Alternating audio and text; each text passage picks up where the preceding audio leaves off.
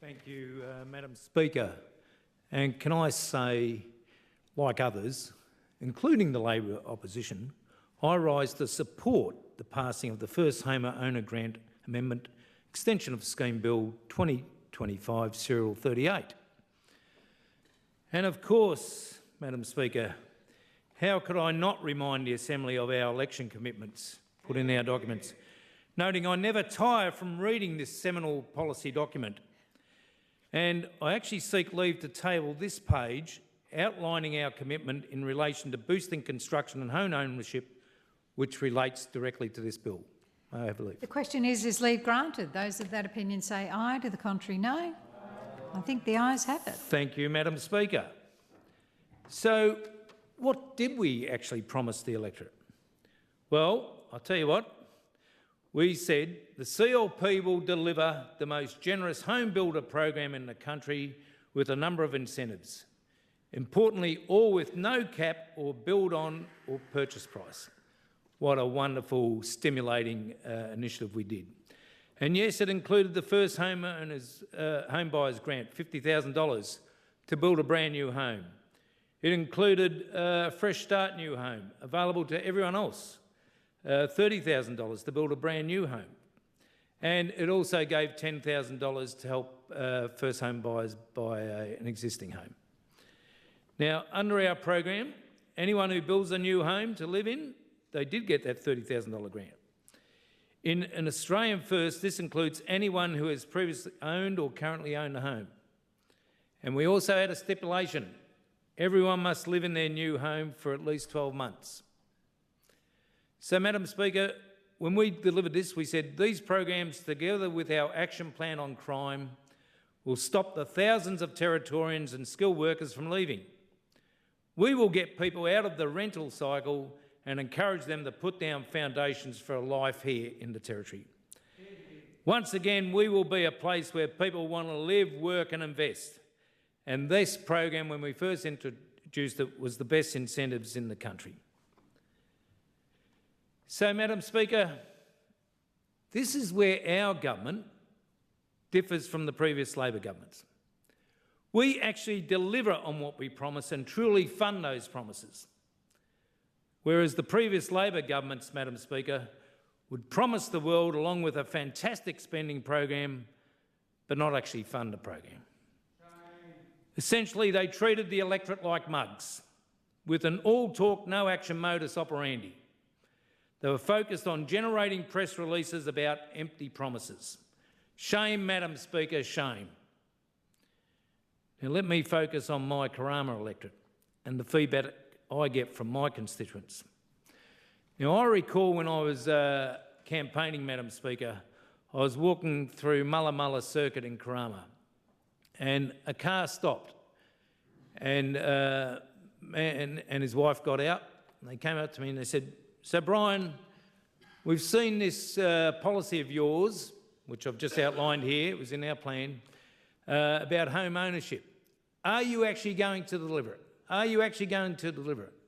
And I was able to put my hand on my heart and say, we are committed to doing it. We are committed to doing it. Because they wanted their son to take advantage of some of the incentives in this scheme so he could get started in building a house going forward. So I'm very glad that when we brought it out, we actually delivered what we said. Now, the statistics, Madam Speaker, show that we have delivered 19 grants across Karama and Malack. But like we heard from the member for Drysdale and the member for Blaine, Karama and Malack are also established suburbs with no vacant land for new build. And hence those grants were focused on the 10,000 grants to purchase an existing home. I've got to be honest about that. Now, whilst these will cease, the $50,000 grant for first homeowners to build a new home and the $30,000 grant available to everyone else to build a new home will be extended. And this will help stimulate our economy. This will continue to help stimulate our economy. Madam Speaker, I recently joined the Chief Minister in a visit to see the progress being made in the private sector development, and through you, Madam Speaker, I remind the member for Johnson, private sector development of the new subdivision of Marara Gardens, located just the other side of McMillan's Road in the neighbouring electorate of Sanderson. Wonderful. And just on that note, it is worth reminding members that our two electorates have a strong shared interaction, where our bordering schools such as Sanderson Middle School and Marara Christian College have students from both our electorates, and that many constituents from the Sanderson electorate will actually shop at the Karama Shopping Plaza, given the location of the post office and the Darwin City Library there.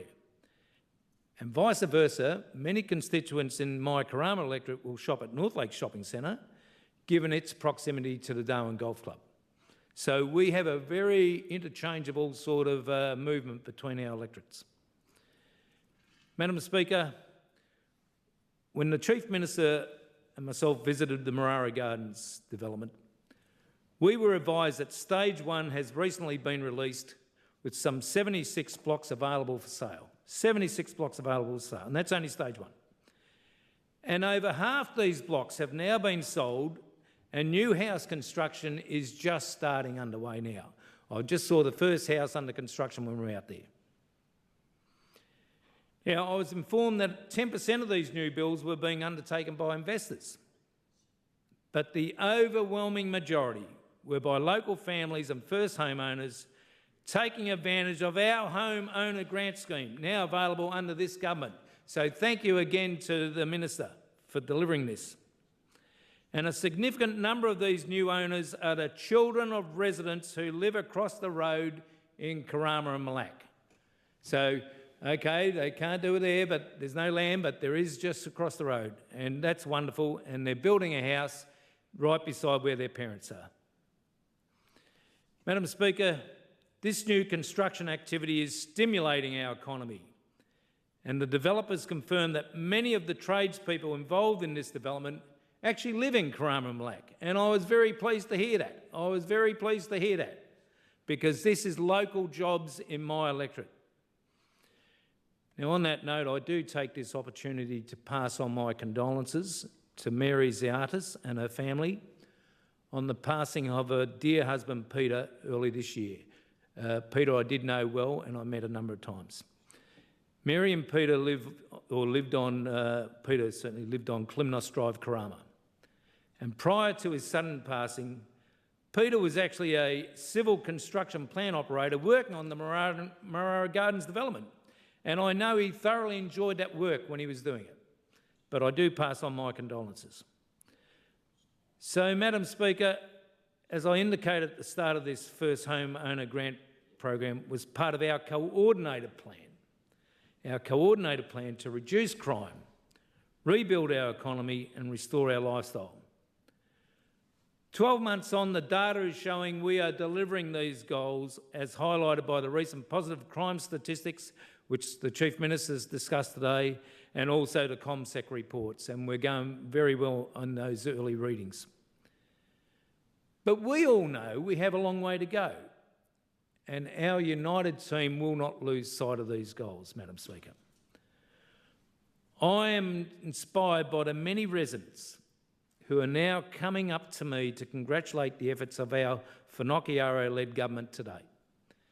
But they are urging us to make sure we hold the course. And just as one example, just at lunchtime today, I went down to Salvatore's. Sean Johnson, the owner-manager down there, he also came out and wanted to say, you guys are doing a great job, but keep going at it, keep going at it.